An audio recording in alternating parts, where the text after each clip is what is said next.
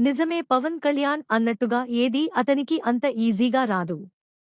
కానీ వచ్చిందా దీనమ్మ కిక్కు మామూలుగా ఉండదు. ఆ కిక్కు ఏ రేంజ్లో ఉంటుందంటే జీరోతో మొదలెట్టి ఒక 100% స్ట్రైక్ రేట్తో ఊడ్చేసేంతగా.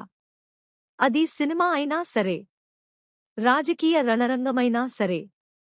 ఈ తిక్కలోడు తాడో పేడో తేల్చుకోవడానికి సిద్ధమయ్యాడంటే తిరుగే ఉండదు.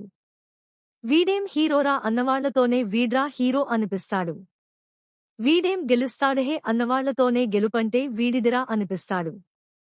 ఓడిన చోటే గెలుస్తాడు. గెలిచిన చేటే నిలుస్తాడు. ఓటమి ఎంత బాధపెట్టిందో దానికి రెట్టింపు ఆనందం తిరిగి ఇచ్చేస్తాడు. జెండా కూలీలని అవమానపడిన అభిమానులు కళ్లల్లో జెండా రెపరెపల్ని చూపించి విజయగర్వాన్ని నింపుతాడు. ఓటమి నేర్పిన పాఠంతో గెలుపు బావుట ఎగరేయడమే అలవాటు చేసుకున్న పవన్ కళ్యాణ్